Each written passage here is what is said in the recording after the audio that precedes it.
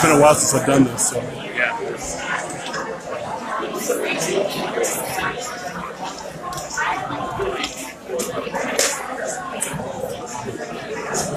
What do you think?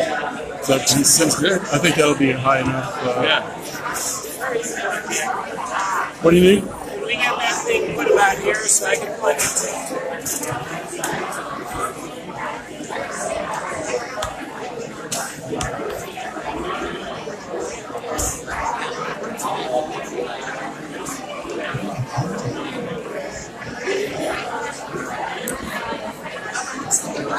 So, are you streaming to that group?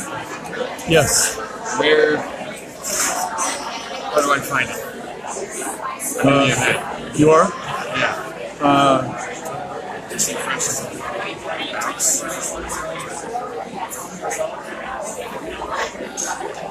I got lots of people on it, so I'm not sure why you're not seeing it.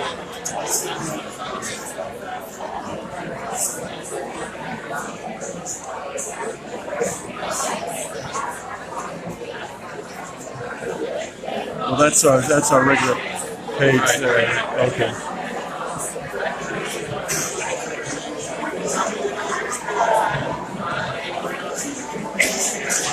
Yeah, I don't know why you're not getting on there. Seems to be. I hope you're not listening to me. How stupid are They probably are. Yeah.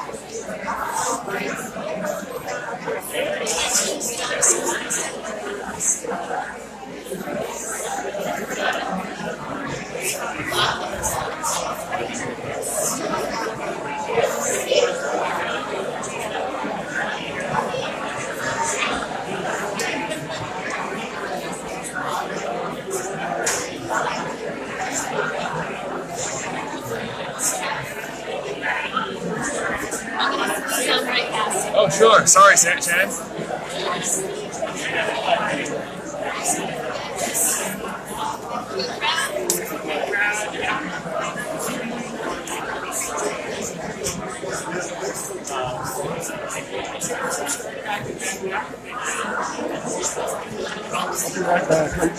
Are you okay? Oh, yeah, I'm good. Okay.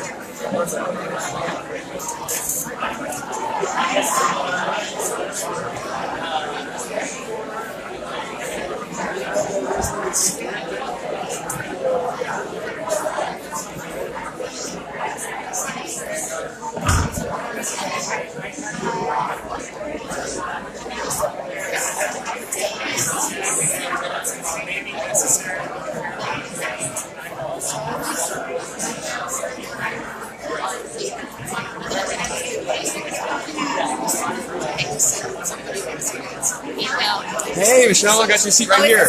Yep. Are you I have front seat? Oh, hi! Michelle,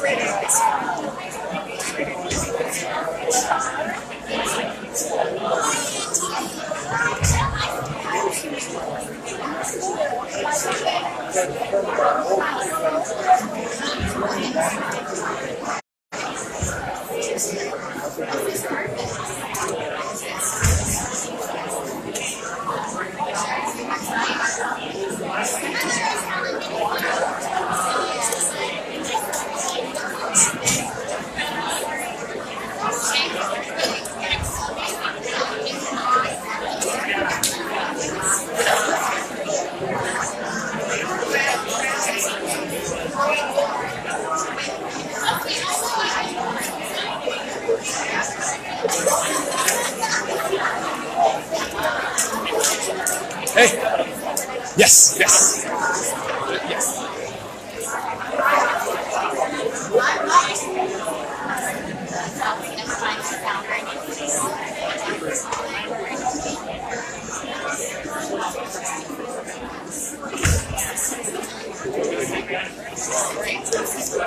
I'll go with that.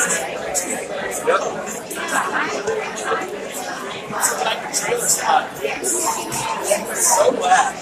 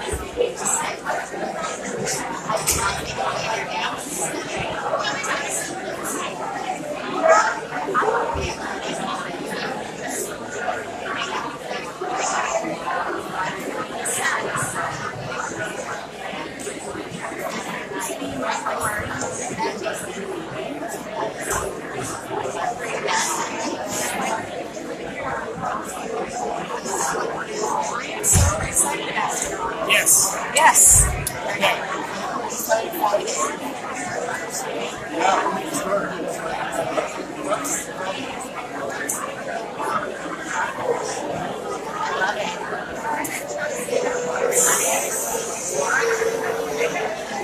What's this?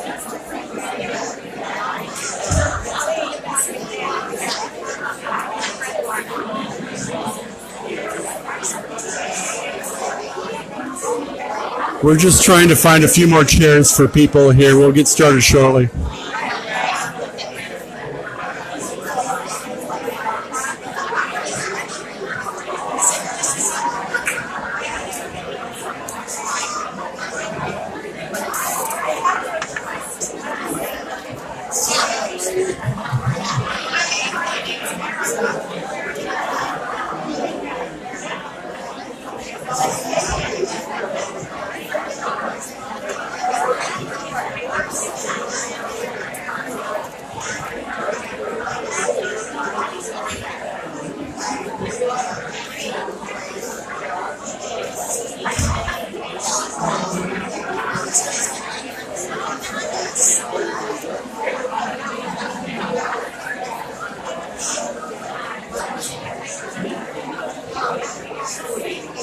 Hi, I'm Rob. Lisa. I know we've met at Gallery 1. Oh, of course. Yeah. Rob, yeah. Lisa. Rob, I'm listen. Rob. You're Lisa, right? It's okay tonight. It's whatever. I am so excited about tonight. Oh, good. Me too. I am really, really Lisa, what's your last name? Davidson. Davidson. Okay. I'll try to So I remember. bought Jane and Gordon's house. Gordon McDonald, Jane Oh, Wright. okay. Gotcha. Out of Hanson. Yeah. So when I bought it, they were from the other side of the East Coast. Yeah. Had to get out of Seattle. Yeah. Friends said you have to go to Ellensburg. Why do I want to go to Ellensburg? You gotta be kidding me. And I've never loved a town as much as I love this. So I was raised in Connecticut and Maine and I live in New York City for I'm in New York City for about 15 years. Yeah, I've been there for 30 years. Did you? Where? I live on Tompkins Street, like Bakery Street.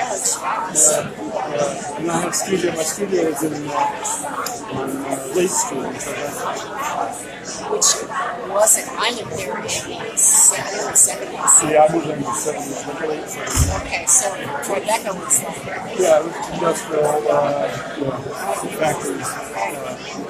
And then artists started taking it over. And I had a studio there for about 15 years. Crazy. So, yeah. I grew up there.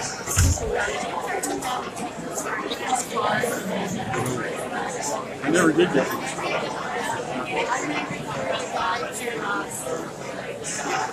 Hold it. I'm sorry. Hold. Yeah. Thank you all for coming.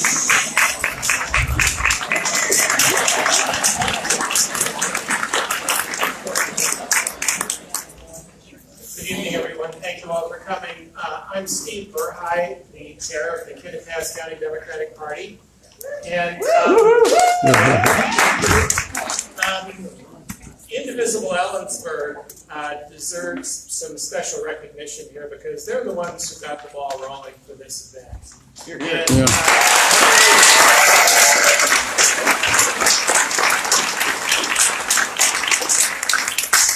over here is Andrea Sledge, the lead.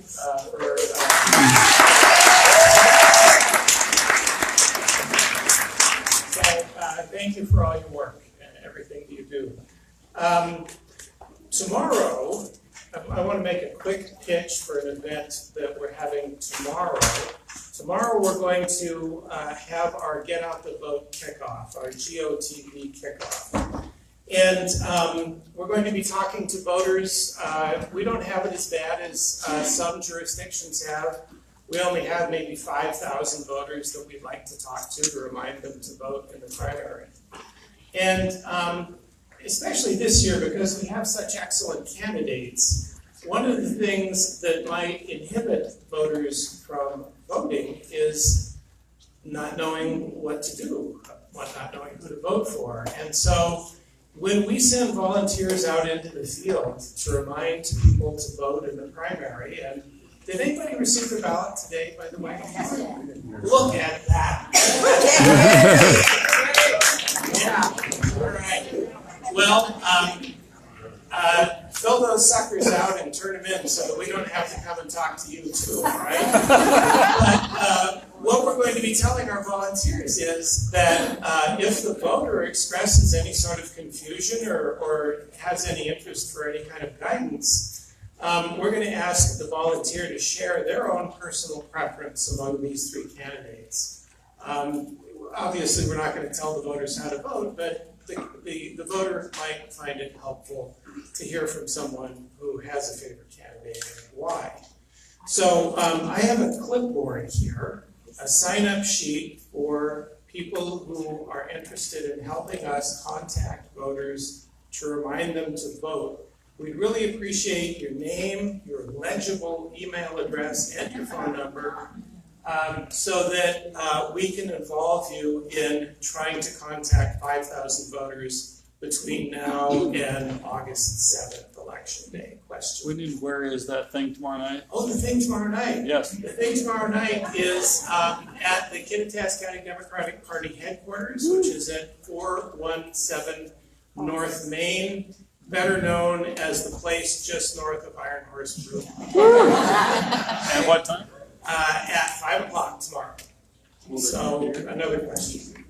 Is this just for walking and knocking, or can you do phone calling, texting? Walking and knocking is the best way, Right. but phone calling works too. I can't Yeah, really- we can hook you We up. will absolutely take you for phone calling. Okay, Yeah. so Yeah, should we will I? absolutely take you for in whatever way Yeah. you would like to help. It is incredibly important that we turn out as many Democratic voters as we can in Kittitas County. Incredibly important. So there are multiple pages for this sign-up sheet. As we fill them up, just turn to the next page. I'm going to start it up here, and hopefully it'll make its way through the audience and wind up back there so I can find it again, all right? So with that, I'd like to, actually I can't introduce our moderator because he said he's going to introduce himself. So instead, I'm just going to turn this over to our moderator tonight. Again, thank you all for being here. We're looking forward to a really interesting evening.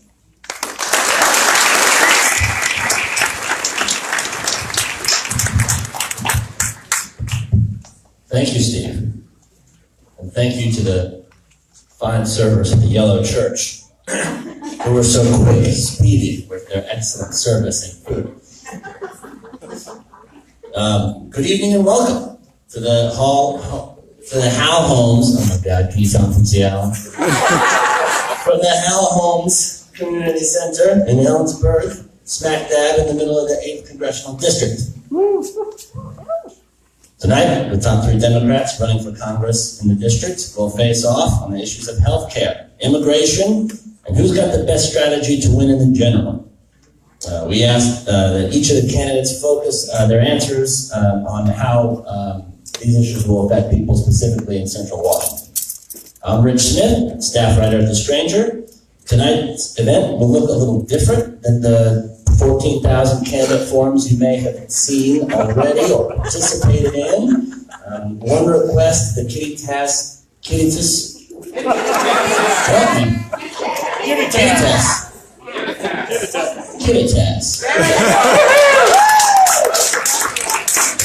One request the Kittitas County Democrats have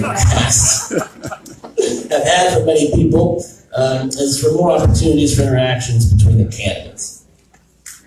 As a way of providing this in an orderly manner, we will be using a debate tool called a point of information. It's a little weird, so you'll have to pay attention. Each candidate will have 5 minutes to address each of the issues in whichever way they wish. During the presentation, however, each of the other candidates will be allowed to ask up to 2 points of information. The presenting candidate will be expected to accept at least one of these requests. We're budgeting 30 minutes for each issue to allow time for these interruptions. And I'm here basically to keep the time and keep the peace. And if I think there's some interesting arguments happening, I might kind of let it roll a little bit too. So, allow me to introduce the candidates. To my immediate left, we have Kim Schreier, Spanish pediatrician.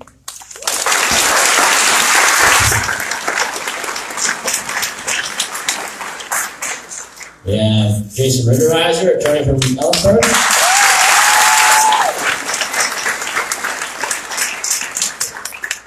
We have Shannon Hayter, from Public Health Officer.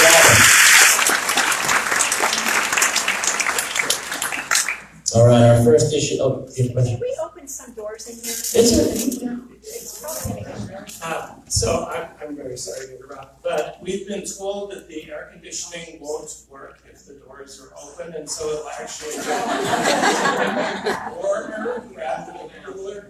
So we're just gonna give the air conditioning a chance to catch up, and if it doesn't, then we'll open the doors back up. right on. The other thing that I forgot to mention to you, Rich, I'm sorry, is that the people in the back can't see who's speaking, but if the speakers stand up, then the people on the internet can't see. So, if you could add to your duties as moderator, just mention the name of whoever is speaking. As the people speak, so we know who's talking. Make sure you tell us when Jason's talking. You got this. Okay.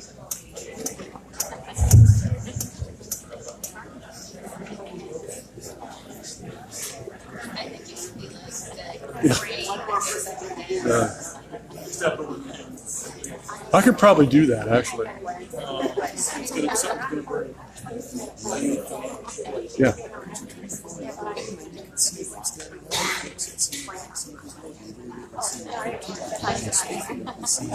No, we want to see all four of them at the same time. Kim has translated your instructions to me, Steve, and now I understand. All right. Medical communication specialist. In addition to being a pediatrician. All right. So the first issue is healthcare. Yeah. Public health doctor, come on. Or for the CDC, first issue is going to be healthcare. I'm going to go in alphabetical order. So Shannon Hayter will have 5 minutes to present. During that time, of course, the other candidates can call for a point of information and might get a little conversation going. All right, Shannon. All right, good evening. They have on-off switches, sorry. Which one of them? All right. Good evening, Ellensburg.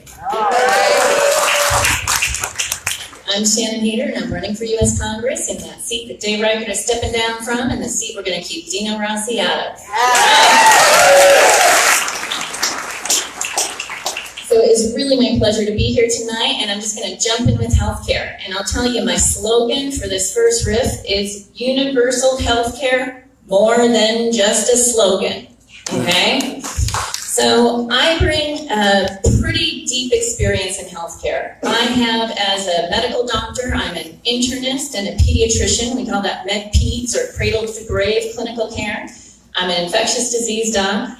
And I have worked as a medical doctor in all sorts of clinical settings. Everything from academic medical centers and VA medical centers to public clinics and public hospitals to, frankly, clinical settings all over the world. I've also done a lot of work on the policy side. Everything from helping clinics set themselves up or improve quality, to being on the board of a safety net hospital during healthcare reform, to being a Robert Wood Johnson Health Policy Fellow on the Hill during the first year of Obamacare implementation as a senior health policy staffer for Senator Ed Markey. So that's going to inform a lot of what I talked to you about tonight. So, number one most important thing to know about me, I believe that healthcare is a right. I wouldn't have spent my entire life fighting to make people healthier if I didn't believe that's true.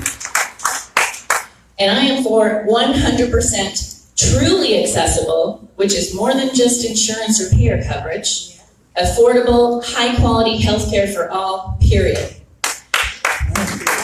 So, a lot of you heard me talk before, and on my website there's a lot on the payer and cost side of healthcare, and I'm going to get to that because that's where we have to do a lot of stabilization and reform. But since I'm here in Kittitas, I don't want to miss the opportunity to talk about the other parts of access that particularly affect our rural communities. So the things I want to start out with are talking about preserving our critical access hospitals like Kittitas Valley Hospital, right? Expanding the things that work in areas like these, incentivizing providers and systems to fill critical gaps, and making sure we got public health going on too. So, first, critical access hospitals. How many here have ever used KVH? Raise your hand. How many here would be happy if KVH went away? Right? So here's the thing, critical access hospitals are there for a reason. They're there to make sure in our more rural communities, you have a place to go when you urgently need care, and you don't have to drive over the mountains to get there. Now, they are truly at the margins of survival. They have to be operated very carefully to be able to survive. Medicaid expansion under the ACA has been huge for making Kittitas Valley and other critical access hospitals sustainable. The coverage of more and more patients with insurance so they can pay, that helps as well. But they also get grants and different payment systems that helps recognize that it's more expensive to stay in business when you're in these rural hospitals. And I'm pointing that out because those special payments are always under threats. Always under threats by Republicans in particular, but not only Republicans all the time. You'll hear about, oh, you'll save so much money if you just get rid of that hospital. So I want you to know I will fight to make sure we not only preserve Medicaid expansion and increase coverage for everyone, but we also preserve the special payments and payment plans that help keep KVH sustainable. Second, expanding things that work. For example, telemedicine. Anybody here use telemedicine? Raise your hand. Very few, right? So telemedicine is a great newish thing. It's not actually that new, but right now we got a lot of limits on how it's used and who has access and what conditions you have to meet before even Medicare will pay for it. And a lot of times you have to go to one doctor's office to be able to telemedicine to another specialist's office someplace else, as opposed to doing it from your own home. Now that doesn't make a lot of sense for folks with chronic diseases, folks who are aging, and folks who live a long way from that very first doctor's office. So I will absolutely support expanding those programs and allowing payment through Medicaid and Medicare and our expanded healthcare coverage in, I'm not understanding the time count. There's this hand Oh, there's 3 seconds left. Oh, of everything? Yes. Oh. Yeah, go ahead. Can I make a point of information? You can request within 10 seconds that Hader has. Will you accept? Do you accept his request? Well, what is it? What we'll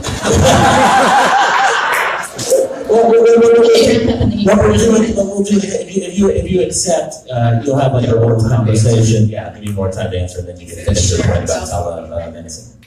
So me first and him? No, he gets Go ahead, go for it. Yeah. We're working this out. We'll figure it out. Would you co-sponsor HR 676 Medicare for All? Good question. You know, and Jason and I have talked about this a bit before. Not necessarily. I want to wait and see what is online January 2019. I think HR 676 has a lot of good things, but it's got some problems in my brain as well. One of the problems is it essentially eliminates the Indian Health Service without having tribal approval for that. And I'm just not for that. Our Indian Health Service, I am quite familiar with, in part because I was a Commissioned Corps officer in the U.S. Public Health Service, so a lot of my colleagues and peers have been part of the Indian Health Service over time. And the IHS and the guarantee of health care, not just the guarantee of health care coverage, is part of what many tribes have negotiated in their treaties way back when they gave away the land. So I am not for overruling those treaties without consultation and without acknowledgement of the tribes.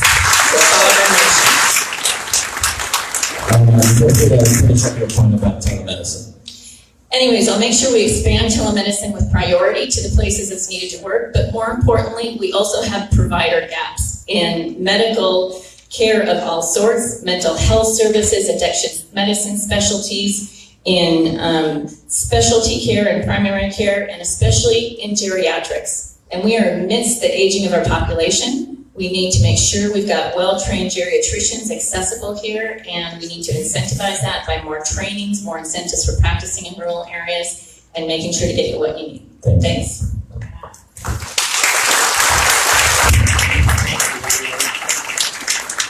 All right, Jason Riverizer, 5 minutes. Thank you so much. It's so great to be here. This is my hometown, and I'm very proud to be running for Congress in the 8th Congressional District. There's obviously a lot of familiar faces here, and I'm so grateful that you all are out. Look at this audience. Seriously. Just have a round of applause. I too believe that healthcare is a human right in the United States of America. But the debate over healthcare in this country is really an economic debate. Because we have figured out how to provide healthcare and treatment to people who can afford it. Dr. Schreier knows how to treat children. Dr. Hader knows how to provide, treat crisis in the public health arena. But what we haven't solved in this country is treating people who can't afford it. That's the critical debate we have, and it's an economic one. Because our healthcare system doesn't provide comprehensive, universal healthcare coverage, especially for people who cannot afford it. That's the crisis we're under. We've created a healthcare system that puts profits above patients. And to me, that's unacceptable. I believe that healthcare is a human right. But to understand how to solve this problem, let's look at the basic facts of our healthcare system in general. Our healthcare system was not designed as some overall scheme to provide healthy outcomes. It wasn't. It was a product of World War II and a taxation system. The reason that employers provide your health care is because after World War II, the US government was worried about inflation. And they decided that we put caps on increasing wages. So employers were looking for opportunities to incentivize and attract talent. And so what they did is that they provided benefits, one of those being health care. Then we passed tax reform that incentivized employers to provide health coverage, and here we are today. So let's look at the scorecard of how healthcare works in rural America, especially in rural Washington. 34% of the patients in Kittitas and Chelan County combined are on Medicaid. 34%. 16% are on Medicare. 15% are uninsured. That's 65%. Only 35% of the patient population, only 35%, are participating in the private exchange, are participating in private health care. That's not a system that works for everybody. In 1965, we passed Medicare. President Johnson passed it. In 1 year, it was implemented and running. In 1 year. They did it on 3x5 note cards because it was before the internet. At the time, 65% of seniors over the age of 65 were covered on health care, 35% were not. Those statistics line up with what rural healthcare looks like in the United States of America. I believe that healthcare is a human right. I believe the path towards solving the issue of access and the path towards solving costs is Medicare for all. I would co-sponsor HR 676. And the reason I would co-sponsor HR 676 is because not only does it provide universal coverage for every single man, woman, and child in this country, it also wraps in eyes, ears, and teeth. It wraps in prescription drug costs, which we have to combat. Dr. Schreier uses insulin. As a nation, we consume 15% of the world's insulin. 15%. We pay as a country 52%.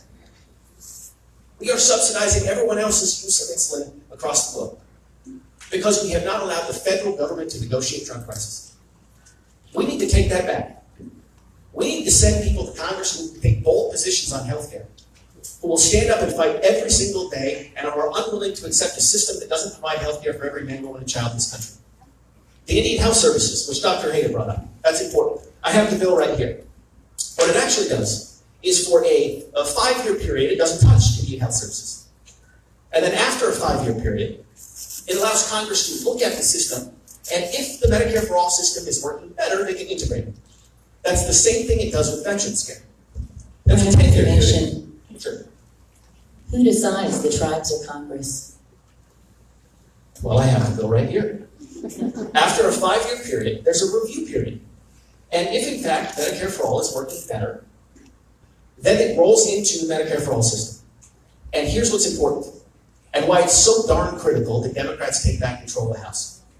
Because when we're reviewing these type of issues, when we're making these decisions, who do you want at the table? I want the tribes at the table. So do I.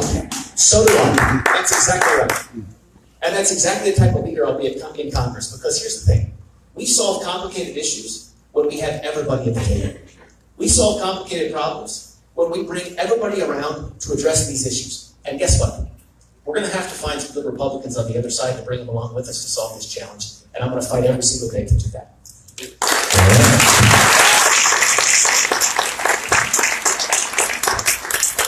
Point of interest. Yeah, go ahead. I've accepted for him. Jason, how long do you think that it will take to roll out 676, and what will you do in the meantime for my patients? Well, in 1965, it took us 1 year. We didn't have the internet. This is a bigger project. HR 676 calculates a 2-year implementation period. And we've got to fight every single day to make sure we're moving towards covering every single man, woman, and child in this country.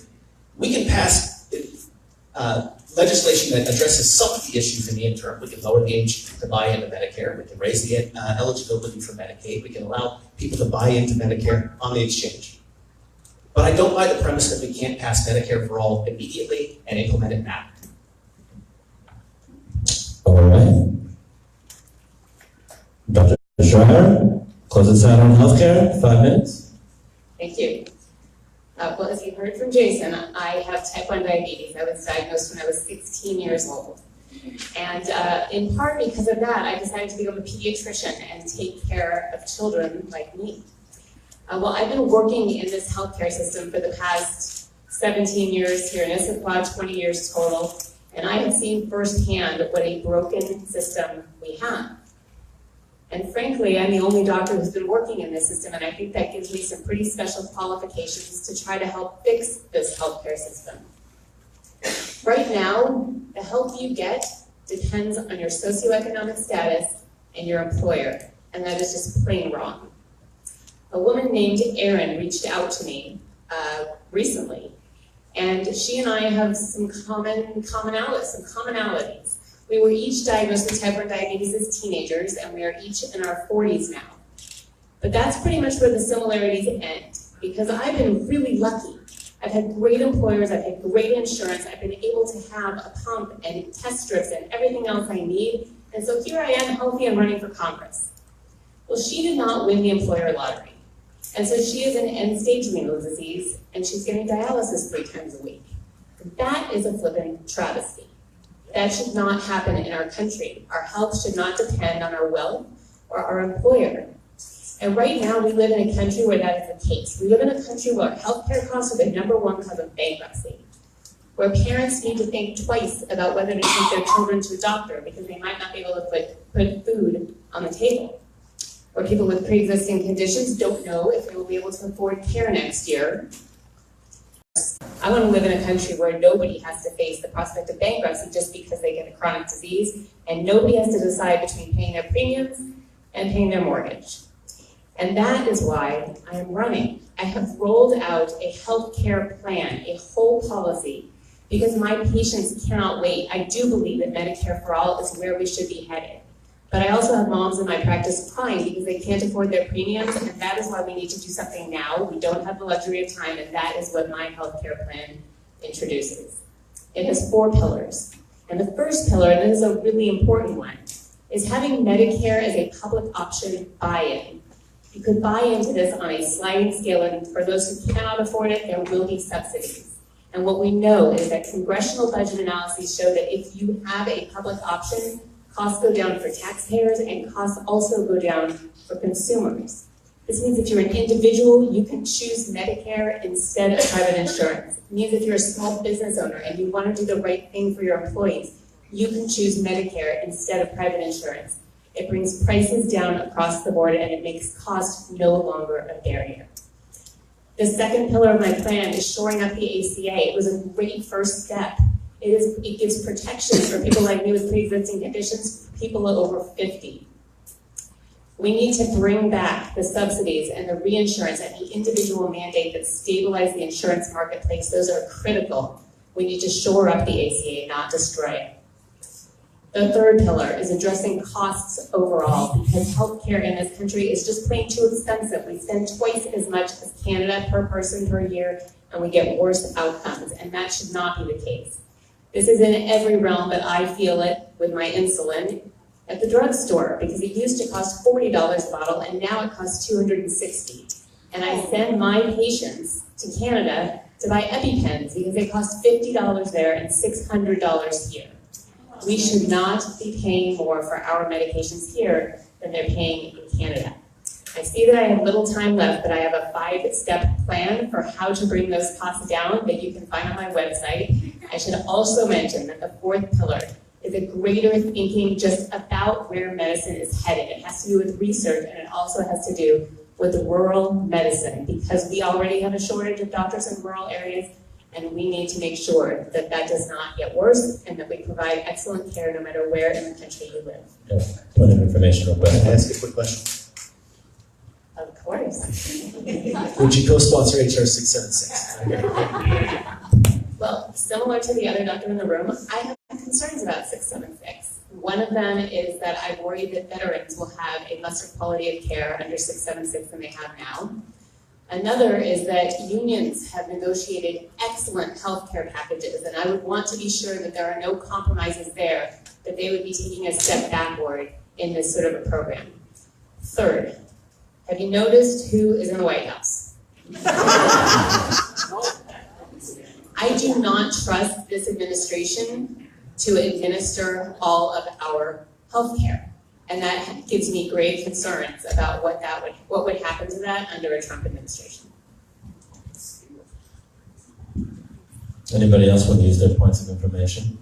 You get two. All right. The next topic is immigration. We'll start this time with, do attorneys have honorifics like that? Is it like Esquire? Does that indicate an attorney? Jason Rivera? Esquire. Jason.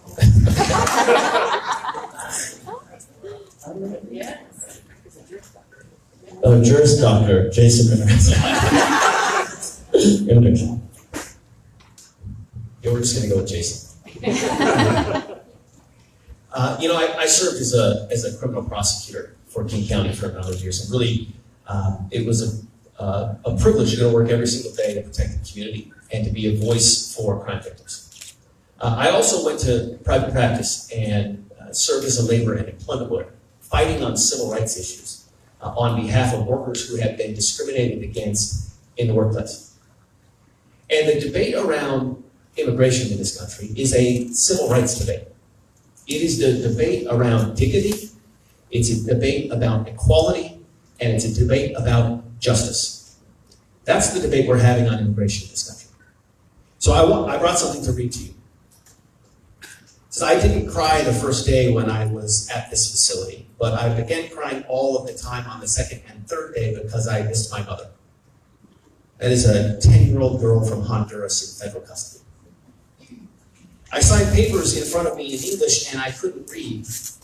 I didn't know where my daughter was. It's a 19-year-old mom from Guatemala. She has a 3-year-old daughter. They told me I could not get asylum because I'm a minor. I asked to speak to a lawyer and they said no. It's a pregnant 15-year-old girl from Mexico. That's what we're doing with immigration right now. We have a moral crisis on our southern border that isn't over. We have to stand up and do every single thing we can to stop it. When you work for Congress, you have an opportunity often to talk about what's in the headlines. But if you have a particular set of skills to make a difference, you have to use it. That's why we launched a nationwide pro bono legal effort to represent federal employees, immigration officials who will stand up and oppose Trump's illegal and immoral immigration policies. Because federal law protects federal employees from engaging in unlawful behavior, from being directed to carry out illegal conduct.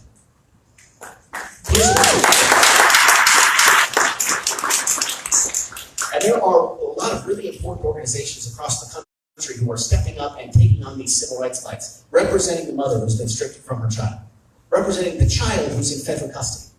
Those are protracted fights in our court systems that will take a long time, and I gotta be honest, I'm a little nervous based on who we're putting in the Supreme Court, because that's where these fights end up. So we have to have innovative approaches to solving these challenges. There's not another person in the country that thought of representing federal employees as a way to combat this issue. Rachel Maddow picked it up. Because she started talking about it, we had hundreds of lawyers across the country come out of the woodwork to step up and join our effort. That's important. That's a way to take on the Trump administration's illegal and immoral policies. And look, that's going to be one of the fights we have in the 116th Congress. But it's not enough just to reunite kids with their parents. We have to pass a clean DACA bill to protect dreamers. And by the way, even our friends on the other side of the aisle agree with us in the 8th Congressional District. The tree fruit growers wrote an op-ed in the Wenatchee World, spokesman Tribune, just a couple of weeks ago, that said, we have to pass a clean DACA bill and protect dreamers. We could get a bill through Congress if we could get a vote. The problem is the Speaker of the House controls which votes go on the floor, which bills go on the floor, and what we get to vote for. We could pass this bill if we take back control of the United States Congress, and Democrats are in control of the House. That is why it is so darn important that we win in this district. But it's not enough just to stop at DACA bill. We have to pass comprehensive immigration reform in this country that focuses on a couple of things. One, there is dignity in immigration. Two, we're a nation of immigrants. You don't have to look that far behind my family tree to see we came through Ellensburg. Three, we do not separate families in the United States of America ever.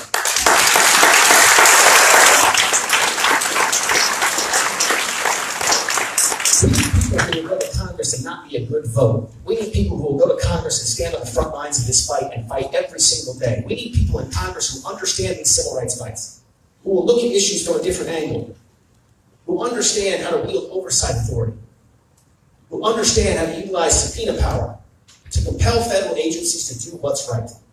This immigration issue, this is not about Democrats and Republicans. It's about American values.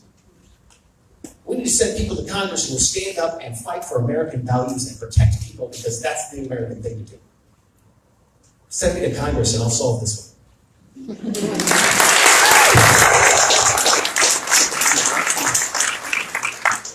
Dr. Shire? Well, we are a nation of immigrants. All of us, unless some of you are Native American, came from somewhere else. My grandparents fled a hostile Europe, coming here for safety and for a better life for their families. And the day that we forget that this country is rich because we are a nation of immigrants is the day we really lose our soul as a country. Not just that, our economy depends on immigrants. Our farms would fall apart without immigrant laborers, documented or undocumented. Small businesses, half of them are owned by immigrant families. And our technology economy would fail as well without visitors from foreign countries. What we're seeing now in this country is horrifying. It is the worst in xenophobia and dismissal and intolerance of immigrants. These are recollecting some of the darkest moments in history. Fundamentally, our immigration system is broken, but we're seeing it most acutely now because this administration is sending a directive and ICE is implementing these draconian policies that are simply un-American and unethical. They are taking children away from parents. They are choosing to put refugees in jail, raiding places of work just to terrorize immigrants, and imprisoning families rather than going after who they should really be going after, criminals. This is not how I want my tax dollars spent. I would rather put an ankle bracelet on a refugee and give them a court date and not spend the money holding everybody inside a prison. This is inhumanity and man's inhumanity to man, right center stage. Now, regarding family separation, this is something that I can speak to even more than all of us who know that this is inhumane and this is just wrong and un-American. I can speak to this from the standpoint of a pediatrician. Because this is not just inhumane, this is not just cruel, this is also abuse. Because when you subject, especially young children with developing brains, to this kind of toxic stress, you change the way that neural pathways in the brains develop. These kids will regress developmentally. We are doing them to failure in school. We are causing emotional problems that are lifelong. And believe it or not, this leads to physical health problems later in life as well. These are permanent consequences of a senseless and inhumane policy. Now,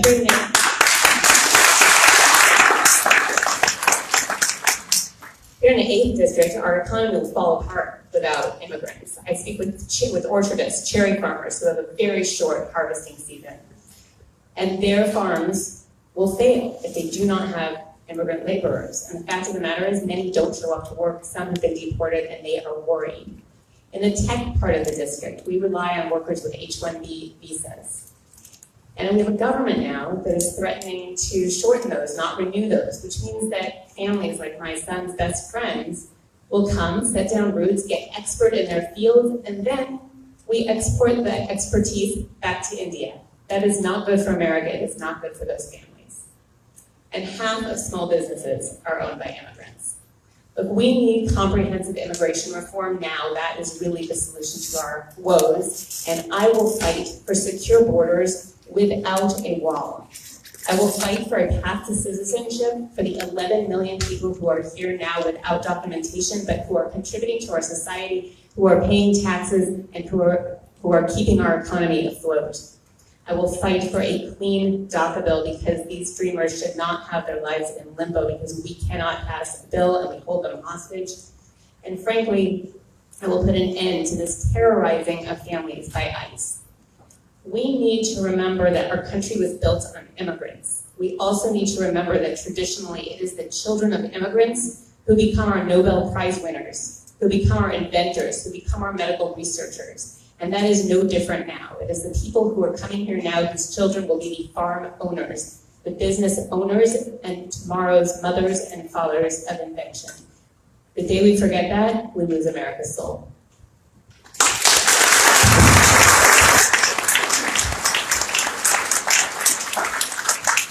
Dr. Hayden.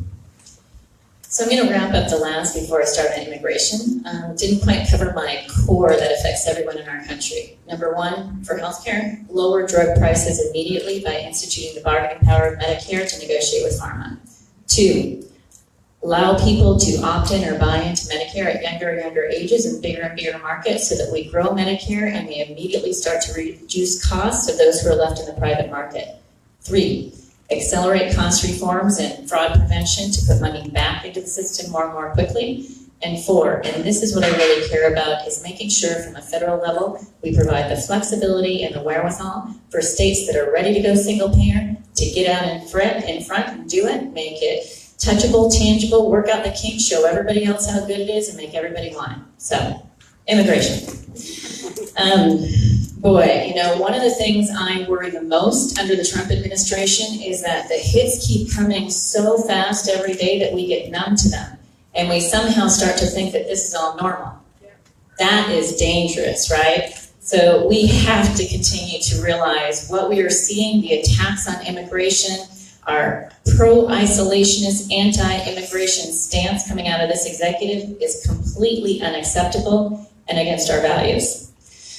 Just wanted to review for us what we've seen so far in terms of the Trump administration. First, we saw the travel plan, version 1, 2, 3, how many would get through. Then we saw the attack on the poor and the pigmented countries, as we call them, S-hole countries coming in.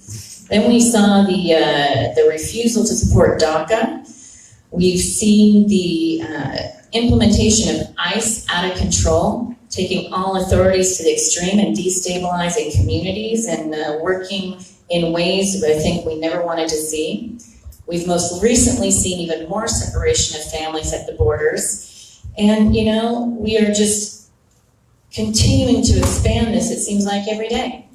So what are we going to do about it? How do we make sure that we live the value that we are stronger, smarter, wealthier here at home When we recognize the power of immigration, we promote and recognize the hard work and contributions in our communities, and we avoid destabilization. We fight it and fight the Trump administration. So there's a few areas I think is really, really important to address first, and they really come out to keeping families together and reuniting them, recognizing those hard work and contributions of our fellow immigrants. Number one, we are still not through this acute separation of children from their families at the border. It terrifies me that we might not be through by January 2019. We need to provide oversight of the Department of Health and Human Services right now and say, how come you couldn't even reunite a handful of children within the timing deadline?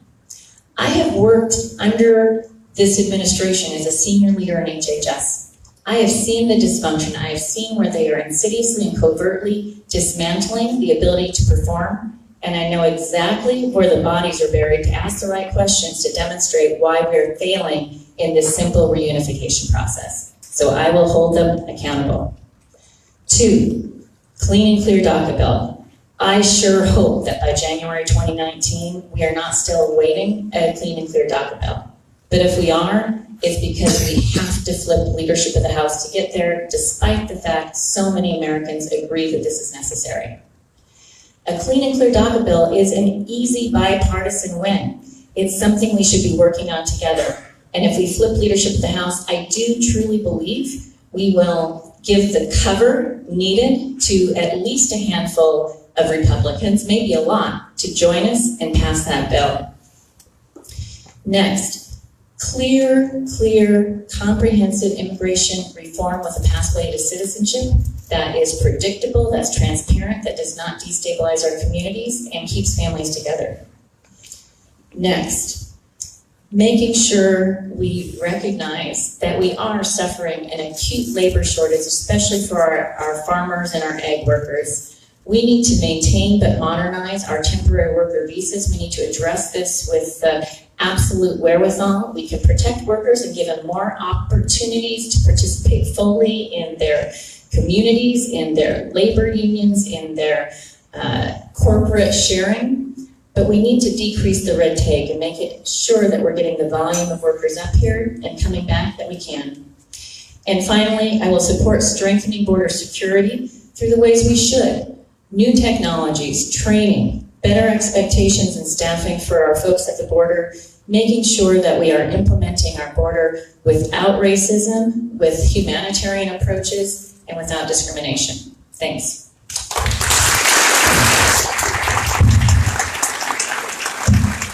I have a point of information for you all on that last topic. Take a minute if you need it. Last week, Congresswoman Jayapal introduced a bill that would establish a task force that would have dismantled ICE within a year. Modest support in the room, let's get it at least as plans go. I'd like to start it with Hader going down the line. Would you have co-signed that bill, supported that bill, voted for that bill? You know, I don't think so, because what I'm most concerned of is the function more than the form. I'm really worried that just changing the form, so changing the name or abolishing ICE rather than looking at the core culture, the authorities, the performance, the staffing, the outsourcing to private sectors where we're incentivizing deporting people. I think we need to address all the elements of function, set new standards, and transform expectations. It might be that we have to abolish ICE to do it and replace it with something else.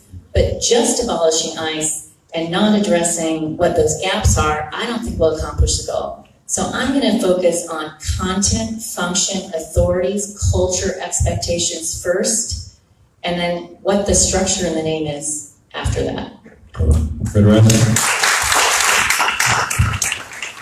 No, I wouldn't sign on the bill. Here's why.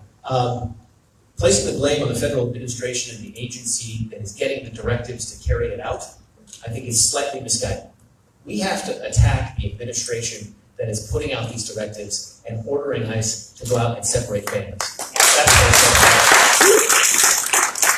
Also, it's important to understand where ICE and how ICE was created.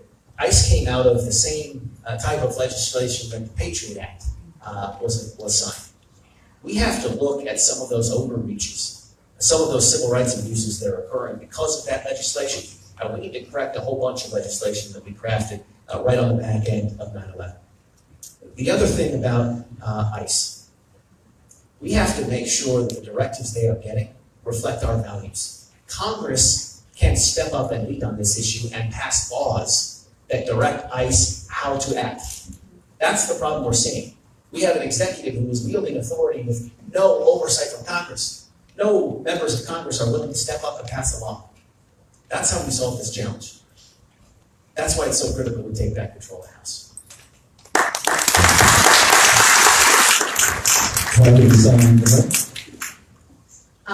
I'm horrified by what we're seeing with ICE and their overreach and the way that they are terrorizing people in this country. The problem, however, comes further up. It's the directive that is going to ICE, and that's what needs to be changed. And that is why we needed a flip of Congress to have a Democratic majority to put checks on this president to make sure that we get comprehensive immigration reform and that they do not have the license to go and do these atrocities.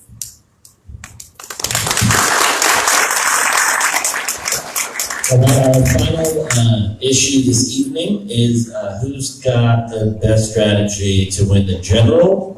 We'll start with the general election. We'll start with Dr. Schrei. Dr. Schrei. Dr. Schrei, how you gonna win? Not all of you know my story, but the day after the 2016 election, I woke up and I was alarmed and decided this was going to be a moment in history when we were all going to need to roll up our sleeves and get involved. And that's what I did. And ever since then, I have been running in this race. When that first Trump care bill came out, I went and met with Dave Reichert's staff and explained all the ways that would be terrible for people in our district. And when he voted in committee to take health care away from 70,000 people in this district, I decided to run against him. And I've been taking either him or Dino Rossi on this entire race. It started with healthcare and Dave Reichert, and quickly after that went to Charlottesville and we had Nazis walking in our street, and I called on Reichert because he had an anemic response to that. Then he announced his retirement and Rossi was in. Well, I was the first one to take on Rossi and say, hey, you took $400,000 from the NRA. It's time to take that money and put it towards school safety and make our children safe in school with active shooter drills. And after that, Rossi stayed quiet. So I went after him via the New York Times and via the Washington Post and got him to comment about tariffs, finally admitting that tariffs were not good for the people in this district. And after that, I went after him on child separation. I have been taking on Rossi from day one that he came into this race, and I will continue to take on Dino Rossi. And the fact of the matter is that we are going to need a candidate who can take him on from day one, and I have the campaign already organized that can do it. I have raised more money from more donors in this district than anybody else. I am the only one who has the proven ability to keep up with Dino Rossi's kind of fundraising, and I've raised $1.6 million from individuals. That's how I have done this over the past year. In addition, I have built out a campaign that can take on Dino Rossi. We have organizers in every corner of this district. We have volunteers everywhere. That is the reason we have knocked over 50,000 doors and communicated with voters in every corner of this district. In addition, I have the support, the sole endorsements from major endorsers in this race, including Planned Parenthood, Emily's List, and the Aerospace Machinists. In addition, the Washington State Labor Council. These are groups that have helped make Dino Rossi a 3-time loser and will help me make him a 4-time loser.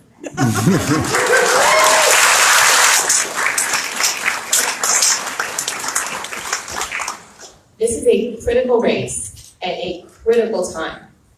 Roe v. Wade is on the table. We have a healthcare crisis, we have an immigration crisis, and we really need to flip this seat and 22 others to have a Democratic majority in the House. I am leaving nothing to chance. I am running a campaign that can beat Dino Rossi. I am prepared to run that campaign on day one. I have the best contrast, I have the best campaign to beat him.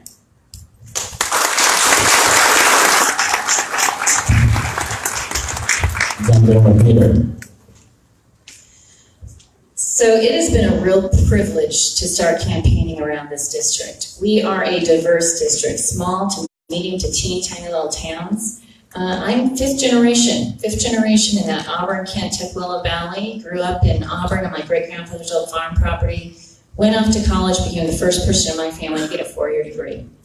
That was based on our public educations here. And so I'm a true believer in what our district has to offer. And as I have traveled this district, up, down, back, and forth, I have been door knocking in pretty much all the big cities, not so big, 10,000 above, that we have in this district. And I've been meeting people, going to where people are at, whether it's retirement homes, churches, community meetings, down groups, indivisibles, resists. And I tell you, red to blue across our purple district, people's #1 frustration is lack of action and lack of results in Congress. And you know what? That's what I'm bringing to the table, a proven track record of delivering results that matter, that change people's lives with federal people, policy, and dollars. When I was done with my medical training, I chose a life of service. I joined the Commission Corps of the U.S. Public Health Service. I was assigned to CDC, and I have been in and out of the federal government as civil servant, as Commission Corps, really making things work. My last job, I ran our Division of Global HIV and TB, which is a big job. 2,000 people, 45 countries, $2.4 billion a year that I managed with transparency, accountability, drove outcomes up and costs down. And at the time I left, I and my team had contributed to more than 2.2 million babies being born HIV-free across this globe who otherwise would have been infected.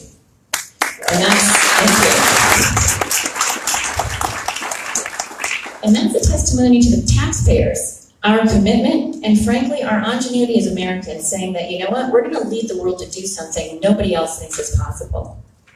And that is a successful bipartisan program in this day and age. So you know what? I am all about making this competition with Dino about what I call proof points over talking points. Because you know Dino, he's going to talk real smooth, huh? He talks out of both sides of his mouth. He's convinced people he is the moderate, bipartisan, middle-of-the-road kind of guy, and we know nothing could be further from the truth, right? Facts just don't back that up. So, you know, I am the person who can call on Dino and say, you know what, Dino, in this district where people want action and results from this federal position, you show me yours, I'll show you mine. Because he hasn't got anything to show, right? He has never driven results from federal people policy and results. And I do. And that's why people will trust me to move forward and deliver for everyone on Congress. And that's why people are going to come out to vote. So a combination of that experience. Yes, sir. I've just decided to start playing the game. Dino, you know, will say, well, I balanced the budget in 2003 and without hurting the vulnerable. And then, so that's what I'm showing you. How do you respond to that? Well, you know what? A couple of things. So he's saying more than that, right? He's saying more than that. He has this, you know, slogan from Mona Doss from early days in the campaign saying, none of us Democrats have any experience at all. Well, that was before I joined the race. So already I think I'm going to take him by surprise. So when he says this, I tell you, some folks are quibbling about what the facts are. We could quibble about the facts because those facts I think aren't very true. But I don't even need to go there. Because what I want to say is, that was 15 years ago. Everybody did bipartisan work 15 years ago. We're in a totally different world right now. You know, I have done bipartisan work in this day and age. And it's not because it's all about a kumbaya moment where we're just, you know, having a party and everybody gets along. It's predicated on a strategy that I can show, tell, and do over and over again because I'm going to apply it when I get up there. I think I'm on point of information, not times. That's true. But you said that you were going to say... Yeah. So, I mean... Sorry, go ahead. Yeah, you're we have hand signals over here. Regular scheduled program. And so, I think that's important because the way we did bipartisan programs is something Dino's never done. It's identifying a common goal, not requiring a purity of motive for getting there. You can have all sorts of reasons to believe in that goal. Mapping out some initial first steps that are transparent, that you can see, that have measurable outputs. Achieving them, building trust, and moving forward. I've done that in my global HIV program. I will do that in Congress, and that refutes Dino's idea, because this is in this day and age, that somehow some little who knows what happened 15 years ago is a relevant skill. That's a good point. All right, so back to the rest. Yeah, sure. So we talked about the experience to get things done day one and the kind of trust that garners in the electorate to get out to vote. The second part I got is the community connection. In addition to my roots and my lived experience, I have been doing the work. As I mentioned, I have been doorbelling up, down, back and forth across this big district, and it's been paying off. I've been meeting people in the communities where they're at, and it's been paying off. That is why I have gotten every single legislative district and county district Dem group that is endorsed in this race to date has endorsed me, and 12 out of 15 of those are sole endorsements as the candidate they know can beat Dino Rossi in the fall and then hold President Trump accountable from Congress. So Dino's going to have more money than God. We already know that. None of us are going to outraise him. We need to raise money to be able to have the tools to reach the voters, but we're not going to outraise him and his black ops money, including 4 super PACs and Paul Ryan's super PAC that is already open in office in Issapauga. So we got to have the power of the people. And that's what I'm bringing to the table. It's already started. That's why my field game started early on. That's why I've got the endorsements. That's why I've got backup from labor on both sides of the mountains. That's why I've got grassroots support. That's what we're going to mobilize, and that's what we're going to do. So watch out, Dina, we're here.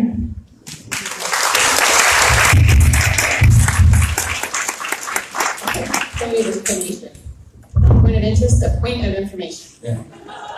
I love the idea of community connection because that's what I've been doing too. I've been creating connections for the past year with voters all over this district, and I'm really proud of the fact that the money that I've raised in this campaign has come from people all over, from individuals. But I'm running against someone who has financed her own campaign with hundreds of thousands of dollars. And so my question is, where are those community connections? And are you going to continue to fund your own race, or will you be raising from the communities in this district?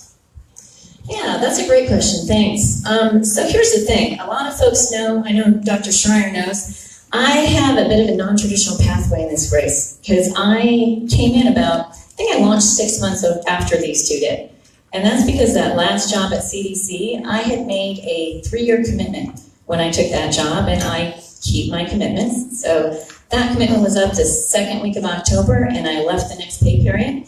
And guess what? I also follow the law. There's something called the Hatch Act, which says a federal employee not only cannot run for partisan office, but they can't even whisper to anyone other than their family and maybe a couple of close friends that they're even considering running for partisan office. So when I showed up on the scene, I was a big surprise to everyone. She asked, are you going to continue self-funding? I'm getting there because, well, here's the thing. I knew my pathway through the primary was going to be on a different pace and a different track than a typical congressional candidate. Mm-hmm. So I knew that I had markers I was going to hit to fund what I needed to do in the primary, and I've done that. I will never ask someone else to do what I'm not willing to do myself. So putting up money to make sure I hit my marks and have the tools to implement my communication strategy, I'm doing that. That's not a problem. I also know that come August 8th, it's an entirely new race. I have talked to so many donors who were already in the race before I got here, who said, you know what, August 8th, we are with you. And I think as Democrats, that's the message we've had completely across this district. We're all competing. We're all trying to win this primary. We know for a fact that come August 8th, everybody is together to beat Dino Rossi.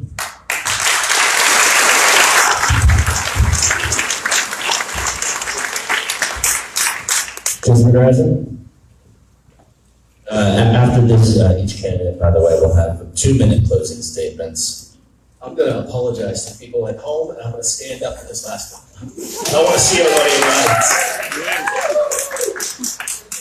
the audience. I was born and raised in this district. I was born and raised in this community. My dad was a police chief in town here.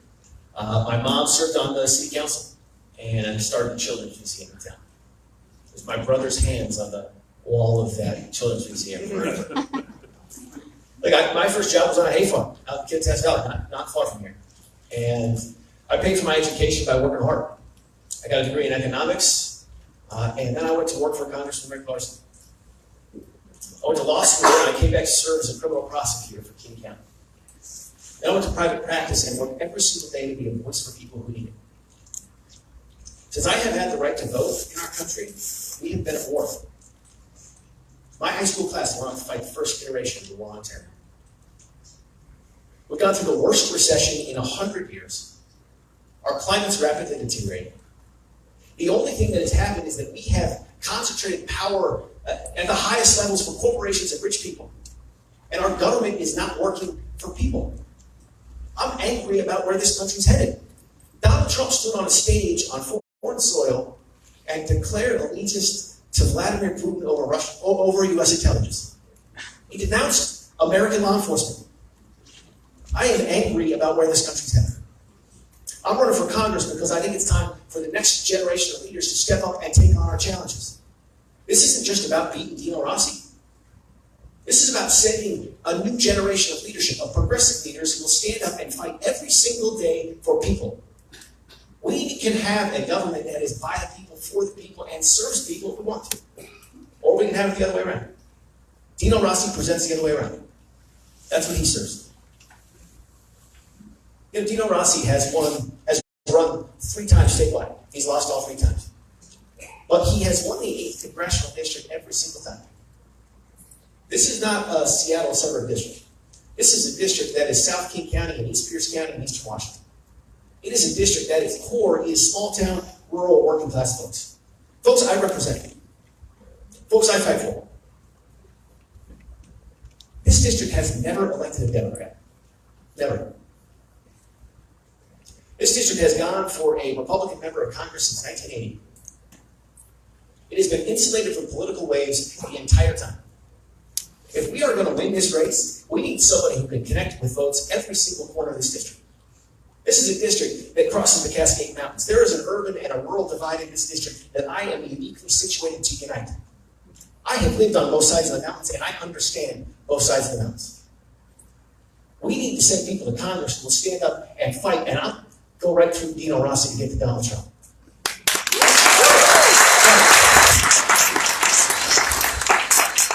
Here's what I'll go toe-to-toe with Dino Rossi on.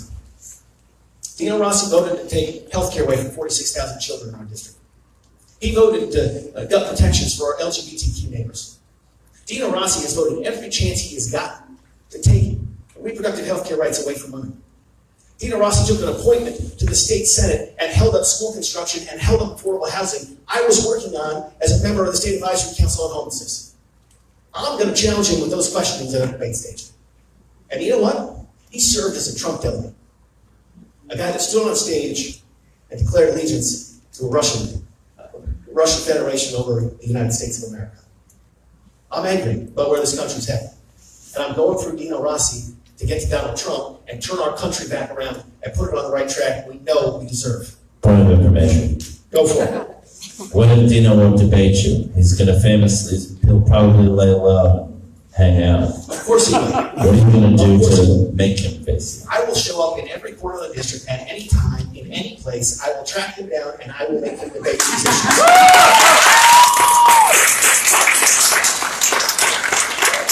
I have a little bit of experience in this arena because in my day job, I haul in CEOs of companies that harm people and I hold them to account in conference rooms until they're uncomfortable enough to do the right thing. That's exactly what we need in the United States Congress because Dino looks a heck of a lot like those CEOs. Now here's the thing. Yeah, all right, I take your point. You're back on your time. I just wanted to be clear because I wasn't there with Shannon's. Voters want a track record of people who get things done. I operate every day in an environment in which we never agree on the facts. We never agree on how the law applies to those facts. But we come into really complicated situations. Situations that other folks couldn't solve. Situations that have gone to litigation. And we use our skill set to work with the other side, solve these complicated challenges, and defend people's rights at the same time. That's the type of leadership we need in the United States Congress. I'm the only person up here who currently has subpoena power. You know what's going to happen in the 116th Congress? We're going to utilize subpoena power to put oversight on the Trump administration. Here's what I've done. I've utilized that subpoena power to represent a woman who was fired from Burger King because she wore a hijab to work. They didn't like how she looked. Well, I hauled their CEO in, I held them to account. And when the settlement arrived, you know what she did? She bought beds for her children who were previously sleeping on the floor. I've wielded subpoena power to help people. I understand what we need, and I'll fight every single day for you in Congress.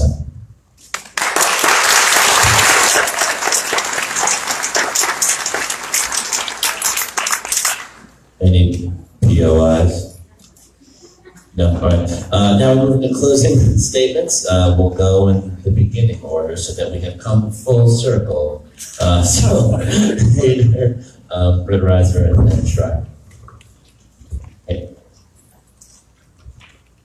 All right, so I'm going to make eye contact with all of you as well. I'm Shannon Hader. I'm running for U.S. Congress. Hello. So thank you all for being here tonight. We are just so privileged to be here with you. I hope that you all got your ballots today. If you're not, you're going to get them tomorrow. And I tell you, what an important race. I don't think that there has ever been a more important primary in the last, in my lifetime than I can think of. So I hope other people here think that way. And I tell you, a lot of your neighbors might not realize there's a primary. So if you do one thing when you leave here tonight, other than fill out Shannon Hader on your ballot, go ahead and see if your neighbors know there's a primary. Get people to vote, because we really need people to wake up and vote in this one.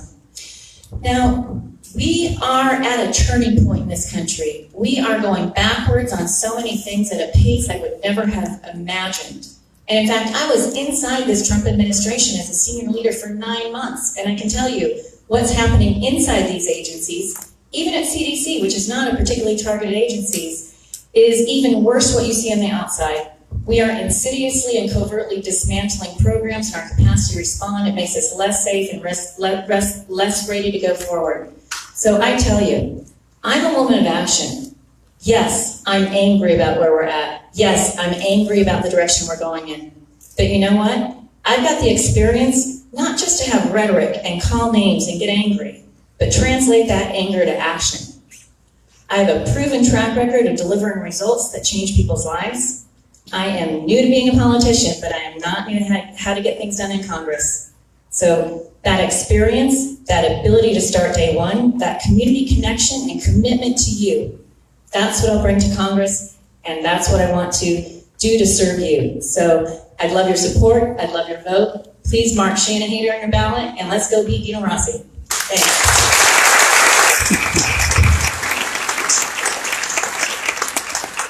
Just Brittreiser? This one's important. The most important thing we can do is take back control of the United States Congress. We need 23 seats in order to do that. There are 23 districts across the country in which a Republican member of Congress currently holds office, and Hillary Clinton won that district. We are one of those districts. Clinton won this district by 3 points. Yes. We got to do a little better though. 23 districts. 6 of them are open seats. We are going to be the last swing district in the country to count on election night. No pressure. Let's take that anger. Let's turn it into action. Let's organize our communities. Let's stand up. If you're mad about what Donald Trump did on a stage on foreign soil, vote. If you're angry about our immigration system, get your neighbor to vote. If you're angry about the direction of healthcare, get your community to vote. And vote for someone who will stand up and fight every single day for you. We can turn this country around. We can do it if we elect progressive leaders who will go to Congress and stand up for working class folks. I think that income inequality remains one of the greatest threats to our democracy. I think dark money is eroding our politics and our democracy, and unless we send people to Congress who will fight on the front lines, who've been on the front lines of these fights, we're not going to turn it back around. But we've got an opportunity here. We can elect someone to Congress from the Washington 8th Congressional District who's a Democrat for the first time in our state's history. Let's do that. I will be honored to earn your support. This is an important race. I want to get through the August 7th primary. I want to take on Dino Rossi. I want to get to the United States Congress to represent you and fight every day for my community, because this is where I'm from. Thank you so much. I'd love to earn your support. We've got yard signs, we've got stickers. Fill out your ballot. I'll hang around after this and love to chat with you. Thank you so much.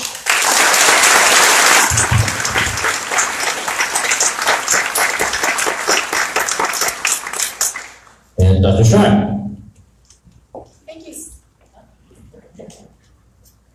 so much for being here. All right, now you've got the mama pediatrician with a fire in her belly. This is a critical moment in history. I cannot remember a more important election than this one. I really believe, like my colleagues, that we are at a tipping point in this country right now. And if we do not flip Congress this year, we're going to end up going further down this path of bigotry, racism, xenophobia, environmental destruction, attacks on women's rights, attacks on the middle class. We have only seen the start of it. We cannot leave anything to chance. And frankly, right now, with the Supreme Court about to go hard right, this is the moment when we need a woman pediatrician who will go and fight like heck for women's reproductive rights. It is a moment when we need more people in Congress with a background in science because it really, really does matter. I am the person who can beat Dino Rossi. I have a proven record already of running a campaign that is a well-oiled machine. I have over 6,500 people who have already donated to this campaign, and you know what? They're ready to double down for the general. That's how we're going to take on Dino Rossi. I already have organizers in every corner of this district, organizing volunteers, hundreds of them, and that is how we have gotten to 50,000, that's 50,000 doors. It is going to take reaching every voter in this district, leaving nothing to chance in order to flip this seat, because we've got to do it. We got to flip this one and 22 others, take back the House, and put some checks and balances on this administration. Emily's List, Planned Parenthood, Washington State Labor Council, and the aerospace machinists are all in this army with me to beat Dino Rossi.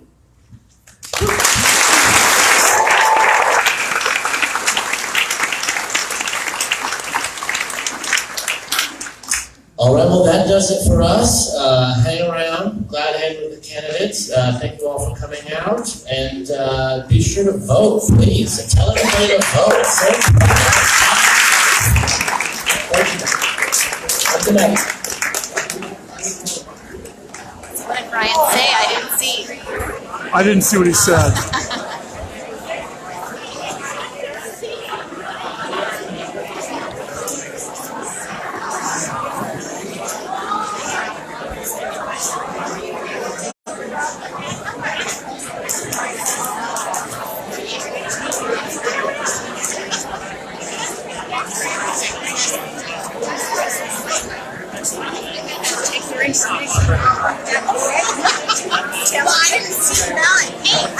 Good. Good to see you.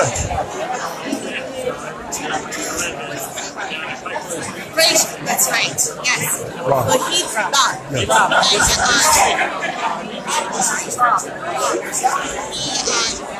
Remember, you were the restaurant. Yeah. Well, thank you. It's Bob's purse. Oh my goodness.